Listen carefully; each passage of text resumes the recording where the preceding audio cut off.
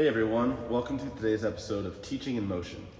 I'm Frank, and joining me are my awesome co-hosts, Brittany, Aaron, Ashley, and Matt. Today we're talking about something every physical education teacher knows is both a challenge and an art: classroom management in middle school PE. We're focusing on grades 6 through 8, that unique age when students are energetic, opinionated, and sometimes unpredictable. So how do we keep that energy positive and productive in the gym or on the field? Let's dive in. For our first segment, we have understanding middle school behavior. Who wants to get us started? I will. Middle schoolers are in that in-between stage. Not little kids anymore, but not quite high schoolers either. Their behavior is heavily influenced by emotions, peers, and their need for independence. That's why classroom management in PE isn't just about setting rules. It's about building relationships and structure. Studies show that consistent and positive classroom management can actually improve not just behavior, but academic and physical performance too. When students know what's expected and feel respected, they're more likely to stay engaged, listen, and give effort during activities. Exactly, Brittany. And in PE, structures look a little different. We're not sitting at desks. We're managing movement, space, and safety. That means clear routines are key. For example, starting every class with a ready circle where students know they check attendance, review the day's activities, and stretch. A small ritual can set the tone for the entire class. I totally agree, Aaron. And let's not forget though, middle schoolers, they really value fairness. If the rules feel maybe unclear or inconsistent, they'll just call it out, or worse, or maybe even tune out. So teachers who keep expectations steady, like using the same signals or cues every day, usually have fewer behavior issues in class. That's awesome. So for our second segment, we have strategies that actually work. What are some classroom management techniques that actually work in a middle school PE setting? Matt, you want to get us started? Well, I got one big strategy. Positive reinforcement, instead of focusing on what students do wrong, highlight what they're doing right. There could be two groups going, and you can say, well, I really like how group two hustled back after each play, and that can kind of build motivation towards another group. Exactly, Matt, and research backs that up. Teachers who focus on reinforcing good behaviors see better results than those who rely heavily on punishment. It helps build trust and encourages students to take ownership of their actions. Another one that's powerful in PE is clear transitions. A lot of off-task behavior happens between activities, like I'm sure all of us have experienced in our 355 classes. Moving from stretching to gameplay, for example, if you plan those transitions intentionally with short cues, like a whistle pattern or countdown, it keeps everyone on track. I agree, Aaron. I also think it's worth mentioning that student choice is very popular at this age for the kids, and giving students a say in warm-ups or letting them decide between two different fitness activities in class can make a huge difference. It helps them feel like they're a part of class and not just being told what to do the entire time. Yeah, that kind of connects to the emotional side or the affective side.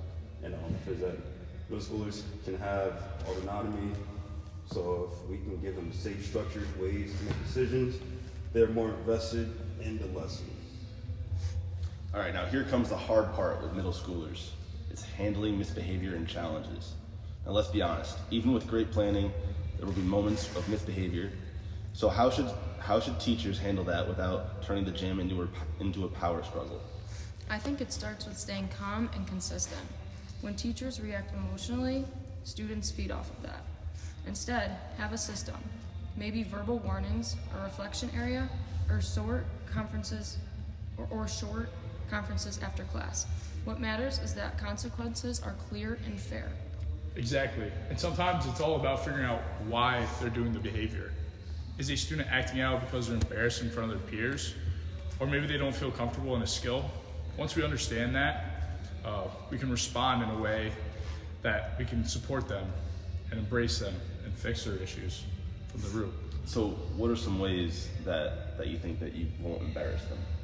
Oh, well, that would be maybe talking them to the side by themselves, taking them out in the hallway and having just a one-to-one conversation with them away from their peers so we can get the honest truth. Now, would you do the same thing with a group of students, or would you just do that when it applies to one or two? I think you can do the same thing with a group of students. pull a group of students out in the hallway, like I just said before, or definitely with a group of students. Yeah, there's also a lot of evidence that shows that when teachers take the time to build these positive relationships early on, that classroom management will be way easier down the road. And when students feel that they're like seen, heard, respected, they'll tend to respond better in class, and they'll be more likely to be active listeners and stay engaged and cooperate with their classmates. Or, on the other hand, when that connection is not there, students can feel disconnected or even get defensive, which could lead to more class disruptions. There's easy gestures that you could do just by greeting each student by name at the door, or asking about how their weekend was, or even noticing in ways that they improve in class could go a long way in creating trust and building rapport with those kids. Yeah, I agree. And in PE, relationships can be built through teamwork or grouping students intentionally, mixing skills, levels, or personalities, and it can reduce conflict and help quieter students feel included. Have y'all felt like included in the class or anything before? Mm-hmm. Mm-hmm. It was important so it could run smoothly. You have an example? Anyone have an example? Not specifically of that, but one thing that I've noticed with misbehavior at this age is a lot of it stems from home life. Right. And I've had to talk with some kids at a summer camp that I work at, and a lot of times when they misbehave, they learn those behaviors at home and not at the camp. So when you get them in a good environment that you create, oftentimes that can change their behavior and lead to a lot less problems in the classroom. I agree, Frank. I also feel like kids who don't get the amount of attention that they need at home tend to lash out more in class, and that's what creates those classroom management behaviors to handle. Exactly. Totally agree. All right, so segment 4, we have the role of routines and expectations. So let's talk about routines. What are some routines that make or break classroom management in middle school PE? I think routines are extremely important, especially for entering and exiting the gym. Students should know exactly where to go, where to sit, and what the first task is. When that's automatic, you lose less time and cut down on chaos, so the kids can't misbehave. If they have a routine, then they know what to do, and then they'll listen and follow directions.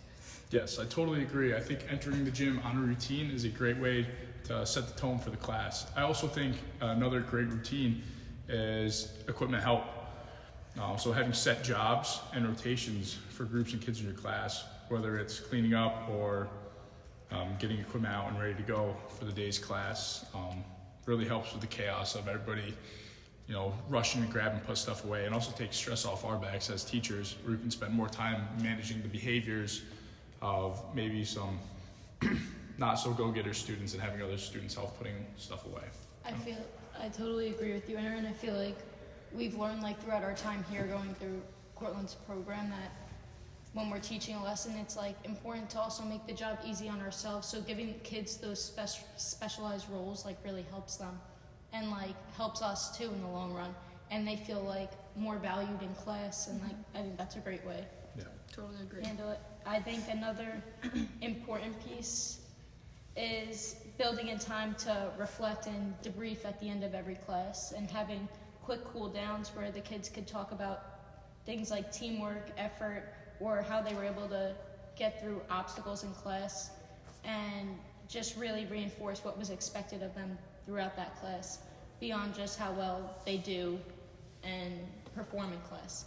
It gives them a chance to really think about their behaviors, their attitude, their choices in class, and even the learning goal for the day.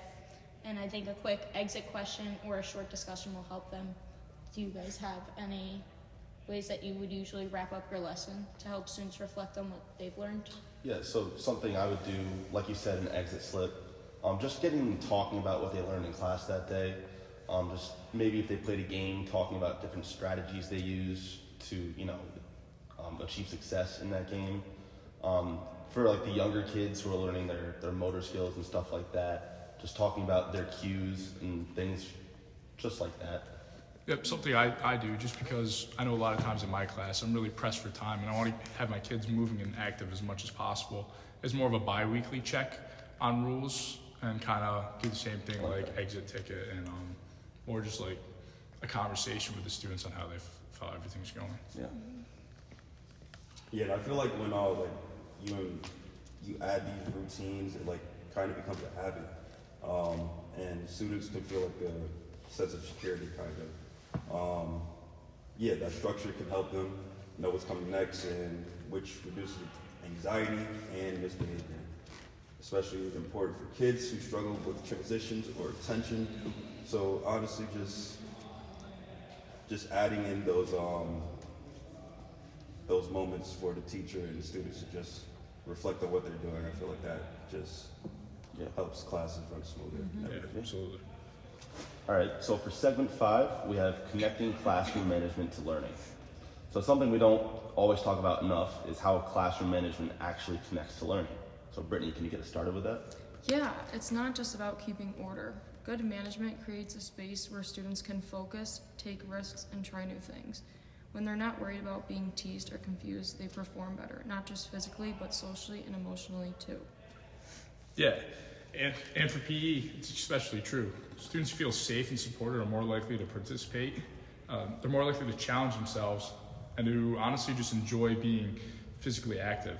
It builds confidence in them, and that confidence often carries out into other subjects and into their personal life. Yeah, I agree. Like that could help students with tests and other classes that have nothing to do with PE. Absolutely. Totally agree with that. I agree with both of you as well. I also read that classrooms and even in our physical education settings that focus on these positive behaviors tend to see that lasting improvement, and not just in student engagement but also in academic performance and athletic performance as well. This could also show how closely behavior, motivation, and learning are connected, and when our students feel supported and encouraged rather than being corrected consistently and being told what they could improve on, they're more likely to take risks and stay focused in class and maybe even push themselves a little further. And how do you all think that teachers can keep positive momentum going throughout the year, especially when there's challenges or behavior setbacks? I think it's as simple as just bringing energy every day to the classroom and setting tone from the start of class that you are happy to be there with the students. And I think just doing that can kind of, solves the problem for itself. Yeah. Kids And- don't. Yeah. Sorry. Oh, no, you're And good. Keep going. I think building relationships is important too with the students, because if you don't, then the students aren't going to trust you and want to participate, and then obviously misbehave if they don't respect you or look up to you. So I think building their relationships is extremely important. Yeah. All right, so before we wrap it up, let's each share one takeaway or piece of advice for teachers working with middle schoolers in PE. Mine would be consistency, even when it feels like it's not working, because consistency builds trust and structure over time. Like I said, like we talked about the rules and routines, that's consistency, and eventually if some students are misbehaving but you still have those rules and routines, then you could eventually get them to listen, and if you're positive and you're reinforcing that, then I think consistency is key. Yeah, I'd say make students a part of your process, whether it's making rules, setting schedules, the routines. They're ultimately the ones doing it every day, and if you can make them as much a part of the process as possible, they're gonna have that much more buy-in, and you're just really gonna see them step it up in the classroom. I totally agree with you, Aaron.